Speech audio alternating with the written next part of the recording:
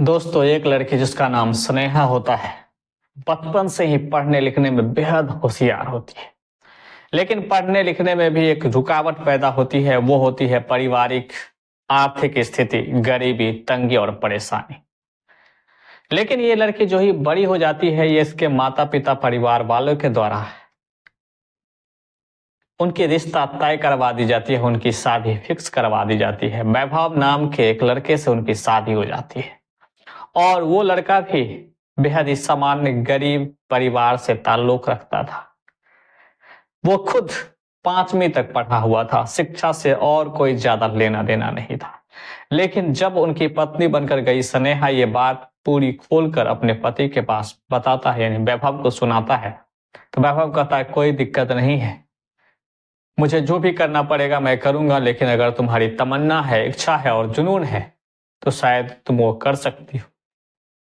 फिर मेहनत करने के बाद उन्हें बड़े शहरों में और अच्छी तैयारी करवाने के लिए जाता है। देखते ही देखते उसकी मेहनत रंग लाती है और वो एक आईएएस ऑफिसर बन जाता है और एक जिले की कलेक्टर बन जाती है। अब स्नेहा नहीं बल्कि एक डीएम मैडम बन जाती है। दोस्तों, जिंदगी में मोड़ तब आती है कि एक दिन अचानक डीएम मैडम यानी स्नेहा की गाड़ी का पंक्चर हो जाता है और एक दूर दराज इलाके में होता है और पता करने पर पता चलता है कि नजदीक में एक पंक्चर की दुकान है। जब वहां पहुंचता है तो पंक्चर बनाने जो व्यक्ति, जो शख्स आता है, वो कोई और नहीं दोस्तों, उन्हीं का पति होता है, जो बरसों पहले बिछड़ चुका था और उसके और तमाम लोगों के हिसाब से उनकी पति अब इस दुनिया में नहीं है, वो मर चुका है और उनका कोई खोज खबर नहीं है।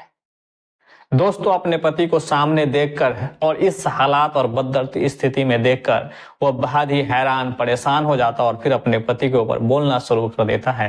कहता है कि जब आप जिंदा थे, सही सलामत थे, अच्छे थे, तो फिर मेरे पास क्यों नहीं आए, मेरे घर पे रहने क्यों नहीं आए। तमाम सवाल था, तमाम बातें थी, लेकिन जवाब उन्हें सुनना बाकी था। नमस्कार दोस्तों, अंदर तक झकझोर कर देने वाली, दिल को छू लेने वाली एक सच्ची कहानी में आप सभी का स्वागत है। दोस्तों, कहानी में आगे बढ़ने से पहले एक छोटी सी रिक्वेस्ट है कि पहली बार अगर इस चैनल पर विजिट कर रहे हैं तो वीडियो को एक लाइक कर दीजिए और चैनल को भी सब्सक्राइब कर। दोस्तों, आइए अब कहानी में आगे बढ़ते हैं।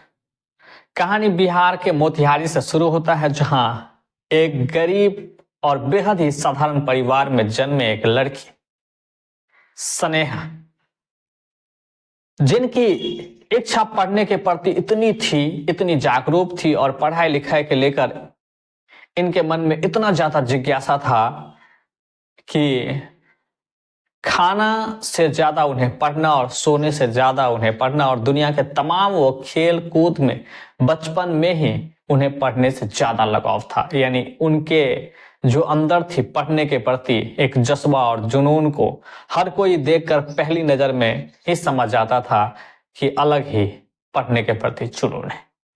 जब वह प्राथमिक विद्यालय में अपने स्कूल में गया, हमेशा अव्वल आता था और जो भी शिक्षक बोलता कि ये करके आना है, वो तमाम वो चीज करके आता था और धीरे धीरे लगभग स्कूली शिक्षा पढ़ाई कर लेती है।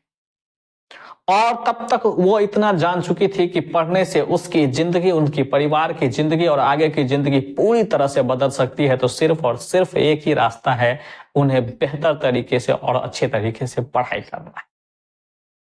लेकिन दोस्तों, स्कूली शिक्षा खत्म करने के बाद उन्हें अब कॉलेज की शिक्षा और शहरों की तरफ रुख करना था और इस तरह से रुख करने के लिए जो उसकी जिंदगी में सबसे बड़ी बाधा थी, उनकी सबसे बड़ी कमजोरी थी, यहाँ कहे तो पहाड़ की तरह एक रुकावट था जिन्हें तोड़कर उन्हें उस पार जाना था, यानी पढ़ाई की दहलीज को। इस गरीबी, परेशानी और ये जो स्थिति खराब थी पारिवारिक, इन्हें पार करके आगे निकलना था तो ही वो शहर की पढ़ाई कर सकती थी। लेकिन परिवार वाले ऐसा अफोर्ड नहीं कर सकते थे, ना ही पैसा दे सकते थे। हालांकि घर की लड़की और ये परिवार वाले भली भांति समझते थे कि इससे अच्छा इनकी शादी करवा देते हैं। हालांकि स्नेहा की मन ही मन जो बातें थी वो घुटन हो रही थी और अपने सपनों का जो बड़ा बनने का सपना था, बड़ा ऑफिसर बनने का जो सपना था, उन्हें लगा उनकी गला घोट दी गई है। फिर भी एक लड़के से उनके परिवार वाले दोनों तरफ से एक दूसरे को देखते हैं और वैभव नाम के इस लड़के से इनकी शादी हो जाती है। दोस्तों, जिस घर में उनकी शादी होती है वो भी बेहद साधारण, गरीब और निम्न तबके के लोग, और पढ़ाई लिखाई से दूर दूर तक ज्यादा कोई वास्ता नहीं था। वैभव भी इतना ही पढ़ा था कि उसका एडमिशन करवा दिया गया था और सरकारी और प्राइमरी स्कूल जो गांव की स्कूल होती है उसी तरह प्राथमिक स्कूल में उनका एडमिशन हुआ था, दाखिला हुआ था और वो किसी तरह 5वीं तक चला गया था। लेकिन ज्ञान के नाम पर 0 ही लगभग समझिए, इतना ही पढ़ा लिखा था। लेकिन 5वीं तक अपने आप को पढ़ा लिखा कहने लगा था, क्योंकि उनकी बीवी जो थी काफी पढ़ी लिखी थी।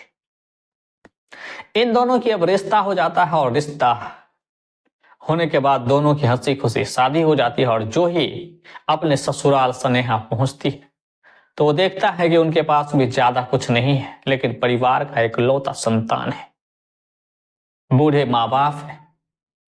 फिर धीरे धीरे इन दोनों के जो प्यार होता है, एक दूसरे का समझना होता है और एक दूसरे के साथ बहुत करीब का रिश्ता, समझिए कि एक प्रेम प्रेमिका की तरह इस पति पत्नी के बीच में एक रिश्ता हो जाता है।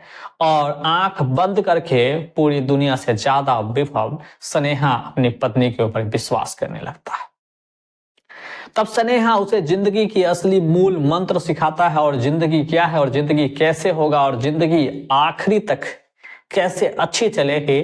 तो उन्होंने एक शिक्षा के महत्व को बताया, क्योंकि स्नेहा के अंदर जो जोश और जुनून था शिक्षा के प्रति, वो कहे तो काबिले तारीफ थी। और इसकी वर्णन शायद लगाना भी मुश्किल था कि पढ़ाई के प्रति उनके अंदर में क्या जज्बात है। दोस्तों, जब धीरे धीरे ये बात वैभव को समझ में आ जाता है कि पढ़ने से ही जिंदगी बदली जा सकती है, और वो जुनून उसकी पत्नी स्नेहा के अंदर है। हालांकि ये मजदूरी करने वाला वैभव इतना पैसा और शहर में रहने का खर्चा और कोचिंग का फीस, इतनी महंगी किताबें कैसे अफोर्ड करेंगे। लेकिन हिम्मत नहीं हारती है, किसी न किसी तरह से कुछ ही महीनों के बाद बहुत सारे पैसे लाकर, मतलब लाखों रुपया लाकर स्नेहा के हाथों में देता है। कहता है तू अपनी हिसाब से जो भी शहर पसंद है और जहां भी तैयारी करना और जैसे भी करना है लेके जाओ, लेकिन करके ही वापस आना, और जो भी करना पड़े करके ही दम और सांस लेना। दोस्तों, अपनी पत्नी की इस हिम्मत को देखकर और लाखों रुपया जो उन्हें दे चुका था, उन्हें लेकर वो सीधे इधर उधर नहीं दिल्ली चल जाता है। और दिल्ली जाने के बाद वहीं यूपीएससी आईएएस की तैयारी करना भी शुरू कर देता है। दोस्तों, इधर वैभव अपने माता पिता के साथ आसपास ही मजदूरी करता है, दिहाड़ी करता है और थोड़े बहुत पैसा कमाकर अपने घर को देखता है और किसी तरह उनका जीवन चल रहा होता है। बरसों बाद और उनकी तैयारी, जो शहर में स्नेहा रहती थी, उनकी तैयारी पूरी ईमानदारी मेहनत के साथ, पूरे जुनून के साथ आगे बढ़ रहा था। और लगभग सालों की मेहनत एक रंग लाती है और यूपीएससी का एग्जाम क्रैक कर जाती है और अच्छे खासे रैंक भी आ जाते हैं। और फिर ये खुशियां जब अपने परिवार वालों के साथ बताते हैं तो परिवार वाले भी बेहद खुश हो जाते हैं और उस खुशी का तो कोई ठिकाना ही नहीं रहता है। दोस्तों, हर चीज ठीक ठाक चल रहा होता है और ये स्नेहा अब ट्रेनिंग में जाता है और ट्रेनिंग करने के बाद पहले पोस्टिंग भी हो जाती है। दोस्तों, ये जो वैभव होता है, जो जाते ही समय जो लाखों रुपये एक साधारण मजदूर जिन्हें पैसे की एक एक पैसे की अहमियत पता होता है, वो एक सेठ यानी साहूकार से लाखों रुपया उधार लिए थे और उनके बदले में अपनी जो घर था उनकी पूरी कागजात उन्हें सौंप दिया था। और साहूकार उन्हें साफ साफ लिखा दिया था, अगर समय समय पर पैसा न मिले तो उनकी ब्याज में बढ़ोतरी होती चली जाएगी और जितना भी पैसा चाहिए उन्हें देते जाएंगे और ब्याज बढ़ोतरी हो जाएगी। लेकिन दोस्तों टाइम टाइम पर जो उनका पैसा भरना था, सेठ और साहूकार को ब्याज के समेत लौटाना था, वो विभव ऐसा नहीं कर पाया था। क्योंकि ऐसा करने की कोशिश करता, उनकी पैसा देने की कोशिश करता, तब तक स्नेहा फिर से पैसे मांगता और पैसे की जरूरत हो जाता तो पैसे उधर देने के बजाय सेठ से ही और ज्यादा पैसे लेते और स्नेहा को भेज देते। धीरे धीरे सेठ से वैभव ने इतना पैसा ले चुका, इतना कर्ज ले चुका, अब उनकी घर की कीमत भी उन्हीं के बराबर हो चुका था और सेठ ये बात समझ में आ चुका था कि अब वो पैसा नहीं देने वाले और इससे अच्छा है कि उनके घर अपने ही नाम करवा लिया जाए। वैभव की जो संपत्ति थी, जो घर थे, वो सेठ और साहूकार अपने नाम करवा लेते हैं, यानी अब घर से बेदखल करवा दिया जाता है। ट्रेनिंग करने के बाद स्नेहा की पहले पोस्टिंग होती है, उन्हें सरकारी आवास दिया जाता है और उनके जो बूढ़े माँ बाप थे तब तक सिर्फ दोस्तों वैभव अपने परिवार के साथ उसी सरकारी आवास में, डीएम आवास में रहना शुरू कर देता है। वहां खाने पीने, रहने और इधर इधर करने की कोई झंझट नहीं थी, सब चीज आराम से चल रहा होता है। अब उनके जीवन में सुख ही सुख था, कोई परेशानी दूर दूर तक नजर नहीं आ रहा था और ऐसी जिंदगी उन्हें अलग अनुभूति का अनुभव हो रहा था। लेकिन एक चीज खटकता था, तो वो था एक अनपढ़ था, कहे तो बहुत कम पढ़े लिखे थे और इतनी ज्यादा उसे ज्ञान नहीं था। इनकी थोड़ी बहुत मलाल थी उनके अंदर, थोड़ा दुख सताता था। लेकिन खैर कोई बात नहीं दोस्तों, उनकी पत्नी अब डीएम बन चुका था और जिंदगी सही चल रही थी। और कुछ समय के बाद जो स्नेहा डीएम बन चुकी है, डीएम मैडम का एक बर्थडे होता है। जो बर्थडे होता है उसमें वैभव का जो रिश्तेदार होता है वो भी गरीब होता है और इतने दूर शहर से आना और छोटे से शायद उनके हिसाब से कार्यक्रम है वो नहीं आ पाते हैं, न ही स्नेहा के कुछ रिश्तेदार पहुंचते हैं, बल्कि स्नेहा को जानने वाले, डीएम के तौर पर जानने वाले बड़े बड़े व्यापारी, बिजनेसमैन और बड़े बड़े ऑफिसर मैडम के बर्थडे में आते हैं और उन्हें बड़े बड़े और महंगे उपहार भी भेंट करते हैं।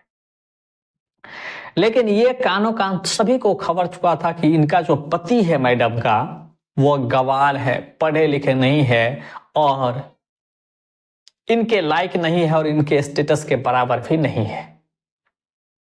ये तमाम बातें मार्केट में चल रही होती है, लेकिन शकल से बहुत ही कम लोग वैभव को जानते थे, यानी स्नेहा मैडम यानी डीएम मैडम के पति को जानते थे।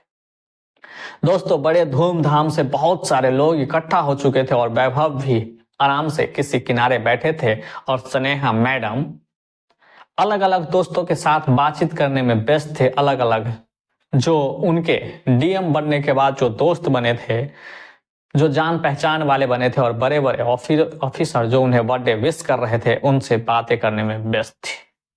लेकिन तब तक कुछ लोग अपने में बातें करता कि ये जो मैडम है, इनकी पति तो पूरे गंवार है, पढ़े लिखे नहीं है, किस तरह से मैडम रहती है।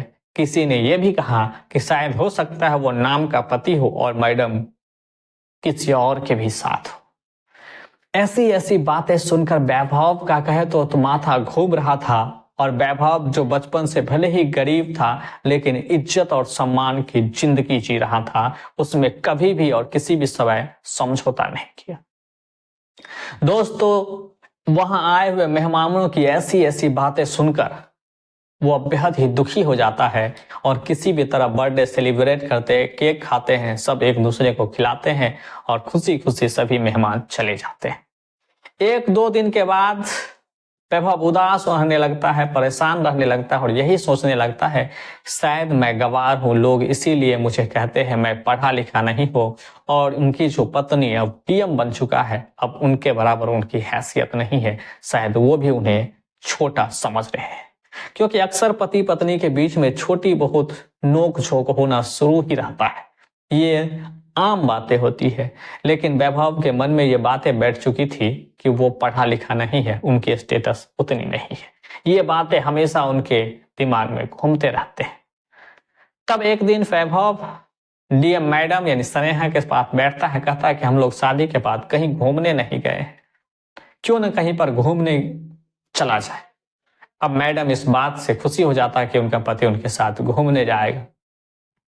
दोनों खुशी खुशी उत्तराखंड के अलग अलग तीर्थ स्थान पर घूमने जाते हैं और छुट्टियां मनाते हैं। दोस्तों, छुट्टियां मनाने के एक समय ऐसा मूड बनता है कि क्यों न नदियों में सैर किया जाए, नाव के जरिए नदियों में भी घूमा जाए। और गंगा नदी को सेलेक्ट करता है एक जगह, नाव के द्वारा लोगों को घुमाने की व्यवस्था थी। वहां सभी लोग अपने अपने लाइफ जैकेट पहनते हैं और आराम से नाव में बैठ जाते हैं। दोस्तों, जो ही वैभव और स्नेहा मैडम यानी डीएम मैडम हो और भी सारे लोग घूमने के लिए उसी नाव पर बैठता है और आगे की तरफ नाव चलने लगता है, तो जो नाविक होता है, उस खेवैया होता है, उन्हें यह अंदेशा होने लगता है कि लहर तेज हो गई है। अन्य दिनों की अपेक्षा आज की जो लहर है वह कुछ अलग ही है, कुछ भयानक है, खतरनाक है, आगे जाना मुश्किल है। तो वो एक बार यात्रियों से जो नाव में सवार थे उन्हें कहता है कि शायद आज हम लोगों को नहीं जाना चाहिए, लेकिन फिर भी कहता है उसमें से कुछ लोग कि नहीं, हम लोग घूमने आए हैं, आपको घुमाना ही पड़ेगा। इनके बावजूद भी चल जाता है और लहर इतनी तेज होती है, उसमें से कुछ लोग नाव से नीचे गिर जाते हैं, यानी पानी में बहने लगते हैं। अब पानी में बहे तो बहे, देखता है कि मैडम की पति भी, वैभव भी उस पानी में बह रहा है और देखते ही देखते उनका लाइफ जैकेट भी खुल जाता है और जो एक दो और लोग थे उनके लाइफ जैकेट बचे ही रहते हैं, शायद उन्हें तैरना भी आ रहा होता है। कुछ ही पल में एक ऐसे तूफान जैसे, सुनामी जैसे और इतनी भयंकर और बवंडर जैसे लहर को देखते हुए लोगों का अंदेशा हो रहा है कि इसमें से शायद किसी को भी बचना नामुमकिन है। और किसी तरह उस नाव को किनारे लगाया जाता है और लोग किनारे आ जाता है और जो बह रहा होता है वो तो बह ही रहा होता है, शायद दूर दूर तक अब कुछ ही पल में नजर नहीं आते हैं। लेकिन दोस्तों, उसमें से एक लोग बच भी जाते हैं और भी लोग दिखाई नहीं देते। अब इधर मैडम हैरान परेशान हो जाता है, रोने लगती है कि उनका पति का क्या से क्या हो गया है। दोस्तों, फिर उसका खोजबीन करता है और डीएम अपने पावर का इस्तेमाल करता है और पता भिजवा देता है कि वो एक डीएम है। और इस तरह से जल्दी में ऑफिसर आते हैं, खोजबीन करता है, तमाम प्रकार के टीमें लगाए जाते हैं, इनके बावजूद भी उनका कोई अता पता नहीं चलता। कुछ दिनों तक ढूंढने और खोजने का सिलसिला जारी ही रहता है, लेकिन नहीं मिलता है। दोस्तों, अब ये दुखियारी डीएम मैडम जैसे तैसे अपनी जिंदगी काट रही होती है। उस गम को, उस दुख और तकलीफ को भुलाने की यथार्थ कोशिश करते हैं, लेकिन वो भुला नहीं पाते हैं, क्योंकि जिसने जद्दोजहद करके अपनी पूरी मेहनत लगाकर जिन्हें डीएम बनाया, उस खुशी में उनके साथ नहीं है। उन्हें अंदर तो दुख होता था, लेकिन करे तो क्या करे, अब उस दुनिया में नहीं। लगभग 2 से 3 साल बाद दोस्तों उस डीएम मैडम का ट्रांसफर बंगाल के एक अलग जिले में हो जाता है और वही रहना शुरू कर देता है। बरसों बीत चुका था और अपनी दिनचर्या में लग चुका था, उसमें कोई दो राय नहीं थी। हालांकि गम सितम कभी कभी याद और वो चीज रहता ही था। दोस्तों, एक समय की बात था, उन्हें उसी के जान पहचान में एक शादी समारोह का हिस्सा बनना था और अपने सरकारी आवास से सीधे शादी के लिए निकलता है। उस समय जो ड्राइवर होता है वो भी छुट्टी पे होता है और वो चाहता था कि वो खुद उस शादी को अटेंड करने के लिए जाएगा और शहर से उनकी दूरी ज्यादा होती नहीं। दोस्तों, जो ही वो शहर से निकल जाता है और इनके बाद उनकी गाड़ी डगमगाने लगता है, हिलने लगता है, तो उन्हें कुछ गलत होने का अंदेशा होता है। जब गाड़ी से निकलकर देखता है तो एक गाड़ी के चक्का टायर पंक्चर हो चुका था। आसपास के लोगों से जानकारी इकट्ठा करता है कि इसका निदान या पंक्चर कहाँ बनाया जाता। पता चलता है 10 ही कदम आगे जाने पर एक पंक्चर की दुकान है। दोस्तों, फिर उस पंक्चर दुकान पे पहुंच जाता है। वहां एक बूढ़े अंकल होता है और अंकल से वो मैडम कहती है कि अंकल जी देखिए, मेरा गाड़ी पंक्चर हो गया और मुझे अर्जेंट है, आप जल्दी से पंक्चर बनवा दीजिए और मैं चला जाऊं। अंकल कहता है कि मैडम आप कुछ देर इंतजार करना होगा, आ ही रहे हैं और वो पंक्चर बना देंगे।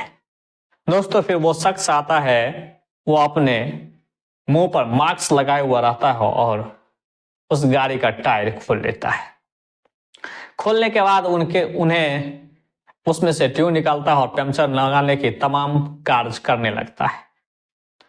तो इस सुगबुगाहट, इस आहत और इस चाल ढाल को देखने के बाद उन्हें मैडम को अजीब लगने लगता है, मन में अलग अलग ख्याल आने लगता है और उन्हें लगता रहता है कि उनकी पति से इस आदमी का जो चाल ढाल है और दो कुछ शब्द उन्होंने दो चार बोले थे, उन्हें सुनने के बाद यही लगता था कि शायद उनके पति ही, लेकिन मैडम है, अचानक से अगर वो बोल देंगे तुम मेरे पति हो तो ये भी एक समस्या की बात है, लोग हंसना शुरू कर देंगे और बूढ़े अंकल भी हंसी मजाक उड़ाने लगेंगे और उनकी बेइज्जती हो जाएगी।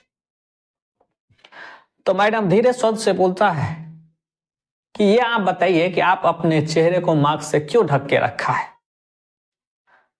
दोस्तों इनके कोई जवाब नहीं देता, वो शख्स मास्क लगाकर अपना काम कर रहा होता है। मैडम फिर से बोलता है तुम ये मुझे बताओ कि तूने मास्क क्यों लगाया है। तब वो शख्स धीरे से बोलता है कि मुझे इस धूल से एलर्जी है, इसलिए मैं मास्क लगा के रखता हूं, अगर ऐसे नहीं लगाऊंगा तो मुझे सर्दी खांसी और तबीयत खराब हो जाती है। आवाज से धीरे धीरे जान पहचान होने लगता है कि उनका पति ही है। कहता ठीक है कुछ मिनट के लिए आप मास्क हटाओ। वो नहीं हटाना चाहता, लेकिन फिर भी मैडम कहता कि नहीं हटाना पड़ेगा, आप हटाओ। दोस्तों जो ही मास्क हटाता है तो ही जब नजर पूरा पूरा उस शख्स के ऊपर जाता है तो ऐसे मानो कि अब ऊपर आसमान और नीचे जमीन, सिर्फ आकाश और पताल उस मैडम को नजर आ रहा था। चारों तरफ सुन्न था और दिमाग खाली हो चुकी थी। वो शख्स जो उसके सामने था दोस्तों, वो और कोई नहीं है बल्कि वही और उस समाज और उस परिवार के अनुसार और मैडम के अनुसार जो शख्स मर चुका था, जो उनका पति इस दुनिया में नहीं था, वो साक्षात और वही व्यक्ति और वही शख्स उसके सामने खड़ा था। अब बेहद ही हैरान परेशान हो जाते हैं और मैडम पूछता है कि क्या तुम वैभव नहीं हो। तो बोलता है कि हाँ मैं ही वैभव हूं, तुम मुझे जानते हो। तो हाँ मैं जानता हूं। दोस्तों न तो उसकी याददाश्त गया था, न उन्हें भूल पाया था और वो एक दूसरे को बेखूबी जानते थे और इनकार करने का कोई सवाल और एक लाइन भी नहीं था और कोई भी ऐसी वाक्य नहीं था जो एक दूसरे को इनकार करे। वो एक दूसरे को पहचान लेता है। देखने के बाद मैडम उस पर गुस्सा करने लगती है कि जब आप जिंदा थे तो आपने सरकारी आवास पर क्यों नहीं आया और मुझे खोजबीन क्यों नहीं की। बस इतना तो बता देते पूरे जिले में कि डीएम के यहाँ जाना है, वो मेरी पत्नी है, तो आपको खुशी खुशी को भी पहुंचा देता। दोस्तों फिर इतना सुनने के बाद वैभव मुंह खोलता है और कहता है कि मैं जिस गंगा नदी में बह गया था मुझे भी पता नहीं कि मैं कहाँ था नहीं था, और जब मैं अपनी होश संभाला आंखें खोली तो देखता हूं इसी अंकल के मैं गोद में पड़ा था और मेरे माथे और सर को वो सहला रहे थे। मुझे महीनों तक इन्होंने अपने पास इलाज करवाया, देखभाल की, परिवार से भी बेहतर तरीके से उन्होंने देखभाल करी और इनका कोई नहीं था। और बूढ़े का जो सहारा था ये दुकान, इसी से इस बूढ़े में भी वो इस दुकान को चला रहे थे। तो इन्होंने दुकान में मुझे इसका काम सिखाया और उसी दिन से मैं यही रहने का निश्चय कर लिया था। और मुझे थोड़ी सी तकलीफ हुई थी कि आप इतने बड़े हो गए हो, जिले का मालिक हो, मैडम हो, कलेक्टर हो, और तुम्हारे आगे पीछे पढ़े लिखे लोग और बड़े बड़े लोग ही घूमते हैं और बड़े हैसियत वाले लोग होते हैं। कहाँ मुझ जैसा एक अनपढ़ गवार और बहुत ही कम समझदार व्यक्ति का पति कहलाना, शायद आपको अंदर ही अंदर तकलीफ होगा। और लोगों ने जो जो ताने मारे और जो जो अफवाहें फैली थी, मुझे अंदर में तकलीफ होने लगा था और इन बातों को सुन सुनकर मुझे रातों को नींद भी नहीं आ रही थी। और मुझे लगा शायद तुम्हें इस बातों से शायद तकलीफ होगी और धीरे धीरे हम दोनों की दूरियां बढ़ जाएगी। इससे अच्छा है इज्जत और सम्मान की जिंदगी अगर यहाँ जी रहा हूँ, चैन से जी रहा हूँ, 2 वक्त की खाना मिल रहा है और सोने के लिए घर भी है, तो मुझे और कोई चीज़ की तकलीफ नहीं हुआ, इसीलिए मैं यहीं रह गई। दोस्तों, इतना सुनने के बाद डीएम मैडम घबरा जाती है और उस पर जोर से चिल्लाने लगती है कि मैंने तुम्हें कब ऐसा कहा था, तुम मेरे पति हो और मेरी सफलता में सिर्फ और सिर्फ तुम्हारा ही हाथ है।